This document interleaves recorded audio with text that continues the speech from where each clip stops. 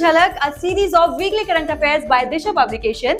मैं हूं पायल और आज झलक में हम बात करेंगे पिछले हफ्तों की महत्वपूर्ण खबरों पर, जो कि है एग्जाम पॉइंट ऑफ व्यू से मोस्ट इंपॉर्टेंट और आपकी जनरल नॉलेज के लिए भी। तो चलिए बिना वक्त जाया किए शुरू करते हैं। चलिए सबसे पहले बात करते हैं नेशनल न्यूज की। India versus Bharat. Bharat India का एक ऐतिहासिक और वैचारिक नाम है, जबकि इंडिया एक संवैधानिक और अंतर्राष्ट्रीय नाम है।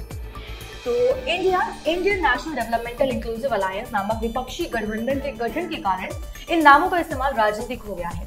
हाल ही में पीएम मोदी के नेतृत्व वाली वर्तमान सरकार ने हाल ही में G20 शिखर सम्मेलन या उसके इनविटेशन कार्ड पर इंडिया के राष्ट्रपति के बजाय भारत के राष्ट्रपति शब्द का इस्तेमाल किया है। So this shift in terminology has raised eyebrows and suggests a political dimension to the use of these names. India शब्द और इसके अलग अलग रूप हैं, जैसे अराबिक में हिंद विदेशी मूल के हैं। इन नामों का इस्तेमाल ऐतिहासिक रूप से बाहरी लोगों द्वारा सिंधु या सिंधु नदी के दक्षिण और पूर्व की भूमि को संदर्भित करने के लिए किया गया था। अफगान और मुगल शासन के दौरान हिंदुस्तान शब्द का इस्तेमाल अक्सर इंडियन सब कॉन्टिनेंट्स के उत्तरी क्षेत्रों को संदर्भित करने के लिए किया जाता था। बाद में यूरोपियन कॉलोनियल पावर्स, खास रूप से ब्रिटिशर्स, उन्होंने न केवल उत्तरी क्षेत्र बल्कि पूरे इंडियन सब कॉन्टिनेंट का वर्णन करने के लिए इंडिया शब्द का उपयोग किया था। उनके लिए ये मुख्य रूप से एक भौगोलिक परिणाम था। संविधान का अनुच्छेद 1(1) देश के नाम और चरित्र को परिभाषित करता है। अंग्रेजी संस्करण में प्राथमिक नाम के रूप में इंडिया पर जोर देते हुए कहा गया है, इंडिया जो कि भारत है, राज्यों का एक संघ होगा। नाविक integration in smartphones. The ministry of electronics and information technology, government of India सभी उपकरणों के लिए घरेलू नेविगेशन सिस्टम यानी नाविक का समर्थन करना अनिवार्य बनाने की योजना बना रहा है। केंद्र सरकार 2025 तक भारत में बेचे जाने वाले सभी स्मार्टफोन्स में नाविक इंटीग्रेशन को मैंडेटरी करने पर विचार कर रही है, खास रूप से 5G फोन्स को लक्षित करते हुए। निर्माताओं को घरेलू चिप डिजाइन और उत्पादन को बढ़ावा देने, नाविक तकनीक का समर्थन करने वाले चिप्स का इस्तेमाल करने के लिए प्रोडक्शन लिंक्ड इंसेंटिव योजनाओं के माध्यम से अतिरिक्त प्रोत्साहन प्राप्त हो सकता है। नाविक को अपनाने को बढ़ावा देने के लिए इसरो ने मई 2023 में दूसरी पीढ़ी के नेविगेशन सैटेलाइट लॉन्च किए थे, जो अन्य सैटेलाइट बेस्ड नेविगेशन सिस्टम्स के साथ इंटरऑपरेबिलिटी यानी अंतर संचालित सैटेलाइट बेस्ड नेविगेशन सिस्टम के साथ इंटरऑपरेबिलिटी को बढ़ाएंगे और उसका यूसेज एक्सपैंड भी करेंगे। NASA's Moxie successfully generates oxygen on Mars. NASA के मॉक्सी ने आश्चर्यजनक रूप से 122 ग्राम ऑक्सीजन का उत्पादन किया है, जो एक छोटे कुत्ते के लगभग 10 घंटे तक सांस लेने के लिए पर्याप्त मात्रा है। कॉम्पैक्ट डिवाइस मॉक्सी लगभग एक माइक्रोवेव के आकार की एक असाधारण क्षमता रखती है। ये मंगल ग्रह की कमजोर और दुर्गम वातावरण को महत्वपूर्ण जीवनदायी ऑक्सीजन में परिवर्तित कर सकता है। MOXIE, an acronym that stands for the Mars oxygen in situ resource utilisation experiment, is a marvel of engineering innovation. आज तक इसने 12 ग्राम प्रति घंटे की प्रभावशाली दर से उल्लेखनीय 122 ग्राम ऑक्सीजन उत्पन्न किया है। Gender disparity in science. हाल ही में काउंसिल ऑफ साइंटिफिक और इंडस्ट्रियल रिसर्च ने 2022 के लिए शांति स्वरूप भटनागर पुरस्कार के लिए पुरस्कार विजेताओं की सूची की घोषणा की। खास रूप से एसएसबी पुरस्कार 2022 के लिए कोई महिला वैज्ञानिक नहीं चुनी गई है। आइए तो जानते हैं इसके बारे में। ये पुरस्कार अपने प्राप्तकर्ताओं के वैज्ञानिक करियर पर महत्वपूर्ण प्रभाव और उनके संस्थानों को मिलने वाली प्रतिष्ठा के लिए प्रसिद्ध है। हालांकि महिला वैज्ञानिकों को लगातार मान्यता न देने के कारण इसकी आलोचना हो रही है। वैज्ञानिक समुदाय ने इसके महत्व के बावजूद ये पुरस्कार महिला वैज्ञानिकों के योगदान को स्वीकार करने और सम्मान देने में बार बार विफल रहा है। पुरस्कार के इतिहास में ये एक लैंगिक असमानता यानी एक जेंडर डिस्पैरिटी, जेंडर बायसनेस विज्ञान में महिलाओं के सामने आने वाली चुनौतियों और पूर्व ग्रहों को उजागर करती है और वैज्ञानिक मान्यता में लैंगिक समानता और विविधता को बढ़ावा देने के लिए ज्यादा प्रयासों की आवश्यकता को रेखांकित करती है। Samvidhan Sadan. Prime minister Narendra Modi unveil the new name for the former parliament building as Samvidhan Sadan और constitution house, signifying a dedication to safeguarding India's democratic legacy. Key points. जैसे ही भारतीय संसद की कार्यवाही एक नए अत्याधुनिक भवन में स्थानांतरित हुई, पीएम मोदी ने पुराने संसद भवन के लिए नए नाम की घोषणा की, संविधान सदन या संविधान भवन। British architect sir Edwin Lutyens और हर्बर्ट बेकर द्वारा डिजाइन की गई और 1927 में पूरी हुई प्रतिष्ठित संरचना भारतीय इतिहास के कुछ सबसे महत्वपूर्ण क्षणों की गवाह रही है, जिसमें भारत के संविधान का मसौदा तैयार करना और पारित करना भी शामिल है। UK commits $2 billion to UN backed climate fund. G20 नेताओं के शिखर सम्मेलन में ब्रिटेन के प्रधानमंत्री ऋषि सुनक ने जलवायु परिवर्तन से निपटने में विकासशील देशों की सहायता के लिए ग्रीन क्लाइमेट फंड यानी GCF को रिकॉर्ड तोड़ $2 बिलियन देने का वादा किया है। ग्रीन क्लाइमेट फंड, जिसे अपनी तरह का दुनिया का सबसे बड़ा फंड माना जाता है, संयुक्त राष्ट्र यानी यूएस के जलवायु परिवर्तन वार्ता के ढांचे के अंदर स्थापित किया गया था। इसका प्राथमिक उद्देश्य विकासशील देशों को अलग अलग जलवायु संबंधित लक्ष्यों को प्राप्त करने के प्रयासों में सहायता करने के लिए आवश्यक वित्तीय संसाधनों के प्रवाह को सुविधाजनक बनाना है। इन लक्ष्यों में कार्बन उत्सर्जन को कम करना, स्वच्छ ऊर्जा यानी साफ एनर्जी रिसोर्सेज को बढ़ावा देना और गर्म होते ग्रह के परिणामों को अपनाना शामिल है। Samudra Prahari deployment to ASEAN. Indian coast guard ship Samudra Prahari, एक स्पेशलाइज्ड पॉल्यूशन कंट्रोल वेसल 11 सितंबर 2023 से 14 अक्टूबर 2023 तक एशियन देशों में विदेशी तैनाती पर रवाना हुआ है। इस तैनाती के दौरान जहाज को बैंकॉक, हो ची मिन्ह और जकार्ता में बंदरगाह पर कॉल करने के लिए निर्धारित किया गया है। ये जहाज उन्नत प्रदूषण नियंत्रण गियर से सुसज्जित है, जिसमें तेल रिसाव को रोकने के लिए हाई स्पीड बूम और रिवर बूम जैसे रोकथाम उपकरण, साथ ही स्टीमर्स और साइड स्वीपिंग आर्म्स जैसे तेल पुनः प्राप्ति उपकरण, साथ ही भारतीय विशेष आर्थिक क्षेत्र के भीतर भंडारण सुविधाएं शामिल हैं। ये जहाज प्रदूषण प्रतिक्रिया कॉन्फ़िगरेशन में चेतक हेलीकॉप्टर से भी सुसज्जित है। इसमें मानव रहित मशीनरी संचालन की भी क्षमता है। आयुष्मान भाव कैंपेन। राष्ट्रपति द्रौपदी मुर्मू ने एक्सेसिबिलिटी और अफोर्डेबिलिटी पर जोर देते हुए सार्वभौमिक स्वास्थ्य कवरेज के लिए भारत के आयुष्मान भव अभियान को वस्तुतः लॉन्च किया। इस अभियान का उद्देश्य खास रूप से वंचित समुदायों के लिए स्वास्थ्य सेवाओं की पहुंच और सामर्थ्य को बढ़ाना है। राष्ट्रपति मुर्मू ने इसके बहुमंत्रालयीय दृष्टिकोण के लिए आयुष्मान भव अभियान की सराहना की, जिसमें भारत के सुदूर कोनों तक स्वास्थ्य सेवाएं पहुंचने की क्षमता पर प्रकाश डाला गया। राष्ट्रपति ने 17 सितंबर से 2 अक्टूबर तक चलने वाले सेवा पखवाड़ा पहल की सराहना की, जिसका उद्देश्य ये सुनिश्चित करना है कि आवश्यक स्वास्थ्य सेवाएं हर व्यक्ति तक पहुंचे। इस अभियान का उद्देश्य नागरिकों के लिए आयुष्मान कार्ड तक पहुंच को सुविधाजनक बनाना है। इसका इरादा स्वास्थ्य सेवाओं को सुव्यवस्थित करते हुए आभा आईडी उत्पन्न करने का है। आयुष्मान भव गैर संचारी रोगों, तपेदिक और सिकल सेल रोग सहित महत्वपूर्ण स्वास्थ्य योजनाओं और स्थितियों के बारे में जागरूकता को भी बढ़ाना है। Steadfast defender. NATO cold war के बाद अपना सबसे बड़ा सैन्य अभ्यास स्टेडफास्ट डिफेंडर आयोजित करने के लिए तैयार है, जिसमें 500 से 700 हवाई मिशन, 50 से ज्यादा जहाज और 41,000 सैनिक शामिल होंगे।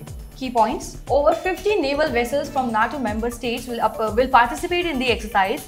This naval component will emphasize maritime security and the protection of vital sea lanes. Approximately 41,000 troops will deploy to simulate ground operations. The overarching object of this exercise, codenamed Steadfast Defender, is to define NATO's transformation from a crisis response organization into a robust war-fighting alliance. Shantiniketan becomes India's 41st World Heritage Site. हाल ही में शांति निकेतन, जो पश्चिम बंगाल के बीरभूम जिले में स्थित एक शहर है, उसको यूनेस्को की विश्व विरासत सूची यानी वर्ल्ड हेरिटेज साइट में शामिल किया गया है। शांति निकेतन को यूनेस्को द्वारा विश्व धरोहर स्थल के रूप में मान्यता दिलाने के प्रयास 2010 से जारी हैं। शांति निकेतन को यूनेस्को द्वारा भारत के 41वें विश्व धरोहर स्थल के रूप में मान्यता दी गई है। संस्कृति मंत्रालय ने मानवीय मूल्यों, वास्तुकला, कला, नगर नियोजन और परिदृश्य डिजाइन में इसके महत्व पर जोर देते हुए शांति निकेतन को यूनेस्को की विश्व विरासत सूची में शामिल करने का प्रस्ताव दिया। The Archaeological Survey of India has been involved in the restoration of several structures in Shantiniketan, preserving its historical and cultural heritage. A World Heritage Site is a place that is listed by UNESCO for its spatial, cultural or physical significance. Disability Certificate for Sickle Cell Patients. 5 साल से ज्यादा की आयु के sickle cell disease patients के लिए स्थायी विकलांगता प्रमाण पत्र जारी करने की योजना लगभग 3 सालों से 3 केंद्रीय मंत्रालयों, स्वास्थ्य, सामाजिक न्याय और अधिकारिता जनजातीय मामले के बीच दुविधा में फंसी हुई है। Key points: after CSD was included in the list of disabilities under the Rights of Person with Disabilities Act of 2016, the Department of Empowerment of Persons with Disabilities increased the validity of disability certificates for SCD patients from 1 year to 3 years, but still required a minimum of 25% disability. The Ministry of Social Justice and Empowerment issues the certificate, while the Ministry of Tribal Affairs advocates for the rights of SCD patients. SCD is a group of inherited red blood cells disorders. In SCD, the red blood cells become hard and sticky and look like C-shaped palm tool called a cigarette. Uttar Korea ने अपनी पहली operational tactical nuclear attack submarine launch करके सुर्खियां बटोरी हैं, जिसे submarine नवंबर 841 नामित किया गया है और इसका नाम उत्तर कोरियाई नौसेना के पूर्व कमांडर हीरो किम कुन ओके रखा गया है। North Korea submarine fleet includes around 20 Romeo class submarines which are powered by diesel electric engines and considered obsolete by modern standards.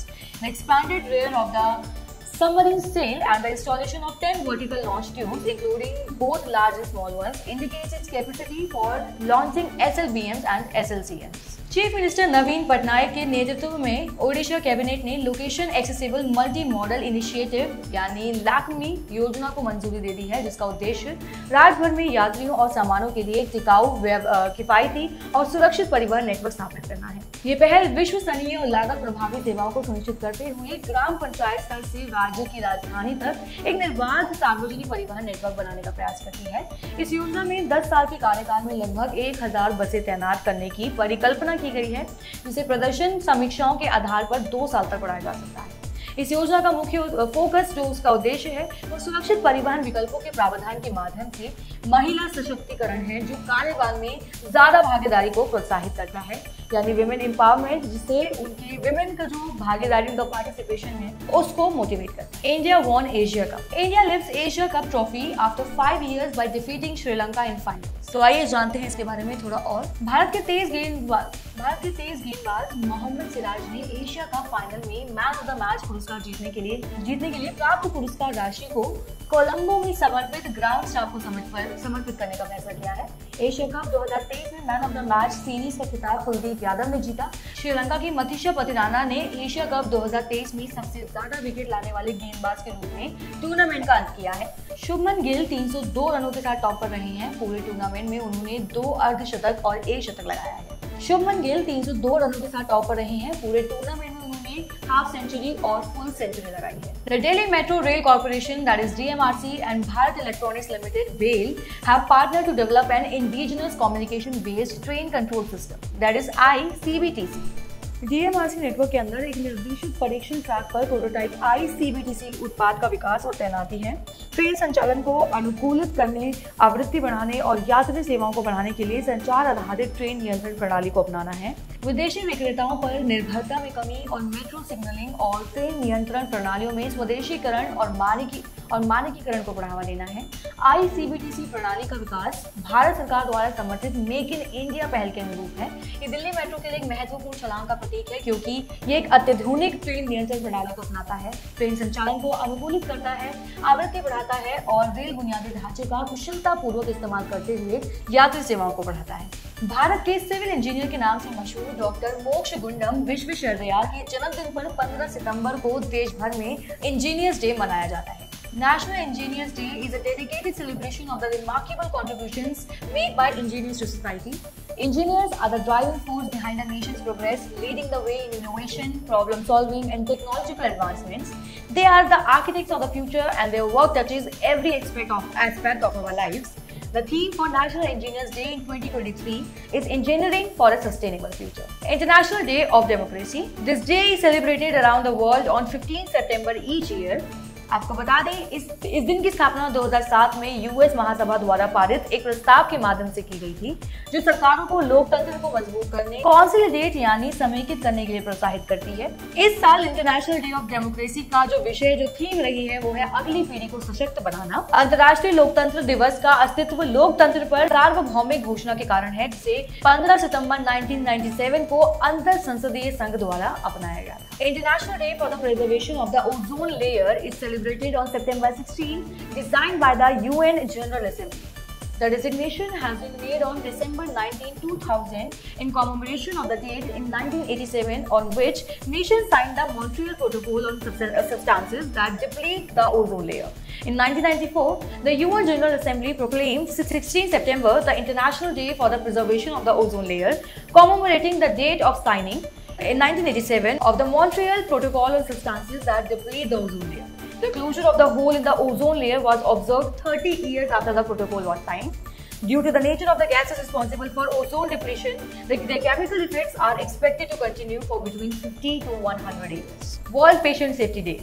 World patient safety day जो हर साल 17 सितंबर को मनाया जाता है, इसका उद्देश्य रोगी सुरक्षा के बारे में वैश्विक जागरूकता बढ़ाना और रोगी क्षति को कम करने के लिए सभी देशों और अंतर्राष्ट्रीय भागीदारों द्वारा एकजुटता और एकजुट कार्रवाई का आह्वान करना है। स्वास्थ्य देखभाल की सुरक्षा में रोगियों, परिवारों और देखभाल करने वालों की महत्वपूर्ण भूमिका की मान्यता में विश्व रोगी सुरक्षा दिवस 2023 17 सितंबर को रोगी सुरक्षा के लिए रोगियों को शामिल करना विषय के तहत मनाया गया।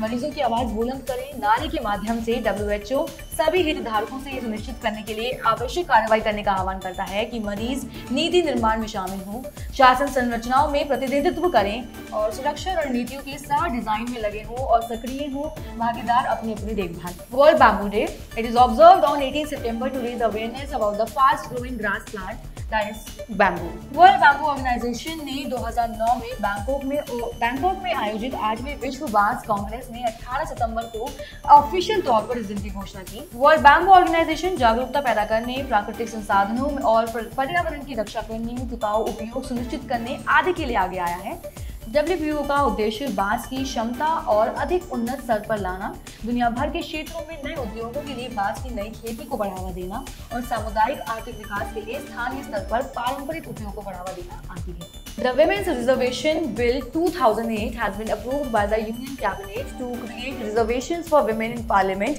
and state legislatures. The reservation of seats for women will be in effect for 15 years following the commencement of the Amendment Act। आपको बता दें, Women's Reservation Bill का प्राथमिक उद्देश्य महिलाओं के लिए लोकसभा और राज्य विधानसभाओं में 33% सीटें निर्धारित करना है। इस बिल में शेड्यूल कास्ट और शेड्यूल ट्राइब्स की महिलाओं के लिए प्रतिनिधित्व सुनिश्चित करने के लिए प्रावधान भी शामिल है। इन समूहों के लिए आवंटित कुल सीटों में से 1/3 सीट महिलाओं के लिए आरक्षित होंगी। इन आरक्षित सीटों को राज्य या केंद्र शासित प्रदेश के अंदर विभिन्न निर्वाचन क्षेत्रों में घुमाया जा सकता है। लैंगिक समानता और समावेशी शासन को बढ़ावा देने में इसके महत्व के बावजूद ये बिल लंबे समय में विधायी प्रक्रिया में लटका हुआ है। हालांकि इसे 2010 में राज्यसभा में सफलतापूर्वक पारित किया गया था, लेकिन इसे संसद के निचले सदन में पेश करने में अब तक का समय लग गया है। महिलाओं के लिए सीटों का आरक्षण संशोधन अधिनियम के लागू होने के 15 सालों तक प्रभावी रहेगा और इससे रिलेटेड की इश्यूज आप स्क्रीन पर देख सकते हैं। स्वच्छता पखवाड़ा 2023। The Ministry of Railways inaugurated the Swachhata Pakhwara 2023 initiative with the primary goal of advocating for cleanliness and fostering environmental awareness। आपको बता दें, इस प्लेज में पूरा रेलवे परिवार शामिल था, जिसमें विभिन्न रेलवे जोन और डिवीजनों के प्रतिबद्ध रेलवे कर्मचारी और वरिष्ठ अधिकारी शामिल थे। सभी को वीडियो कॉन्फ्रेंसिंग के माध्यम से एक साथ लाया गया। जैसे जैसे स्वच्छता पखवाड़ा 2023 शुरू हो रहा है, रेल मंत्रालय अन्य मंत्रालयों के साथ मिलकर महात्मा गांधी के सिद्धांतों से प्रेरित और स्वच्छ भारत मिशन के लिए समर्पित एक स्वच्छ भारत और अधिक टिकाऊ भारत को बढ़ावा देने का मार्ग प्रोत्साहित कर रहे हैं। Hoysala temples get world heritage site status. 12th century Hoysala temples of Karnataka get UNESCO World Heritage Site status। Key points।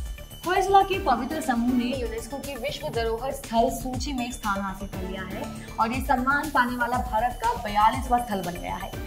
The temples are located in Belur, Helbidu and Somanthapura in the Hassan and Mysuru districts of Karnataka। The temples, often described as poetry carved in stone, were recommended to the list by India's Culture Ministry in 2022-23, and you can see the temples included in the ensemble on your screen। India Canada row. हाल ही में Canada सरकार ने Canada में एक प्रमुख Sikh Canadian नेता हरदीप सिंह निज्जर की हत्या में भारत पर भूमिका निभाने का आरोप लगाते हुए एक वरिष्ठ भारतीय डिप्लोमेट को एक्सपेल कर दिया है।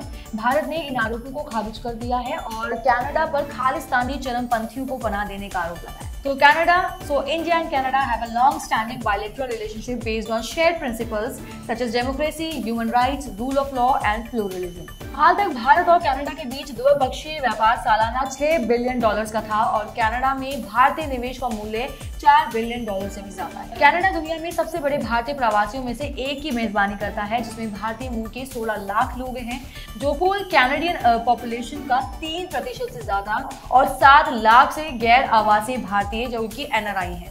इसरो एंड कैनेडियन अंतरिक्ष एजेंसी ने भारत अंतरिक्ष की खोज और उपयोग के क्षेत्र में समझौता ज्ञापन पर हस्ताक्षर किए हैं। कश्मीर में राजनीतिक स्थिति जैसे मुद्दों पर अलग अलग राय के कारण राजनयिक संबंधों में तनाव आ गया है। हाल ही के सालों में ऐसी खबर आई है कि भारतीय छात्रों को कनाडा में पढ़ाई करने के लिए वीजा प्राप्त करने में कठिनाइयों का सामना करना पड़ रहा है, जिससे भारत में असंतोष पैदा हुआ है और चिंताएं बढ़ी हैं। पीपल इन न्यूज, यानी अब जानेंगे उन लोगों के बारे में जो पिछले हफ्ते सुर्खियों में बने रहे, न्यूज में बने रहे और क्यों न्यूज में बने रहे। Rajnish Kumar, global financial services corporation Mastercard ने रजनीश कुमार को मास्टरकार्ड इंडिया का अध्यक्ष नामित करके अपने भारतीय परिचालन में एक महत्वपूर्ण नियुक्ति की है। ये कदम भारत में अपनी उपस्थिति को मजबूत करने और घरेलू भुगतान के गतिशील परिदृश्य को नेविगेट करने के लिए मास्टरकार्ड की प्रतिबद्धता को दर्शाता है।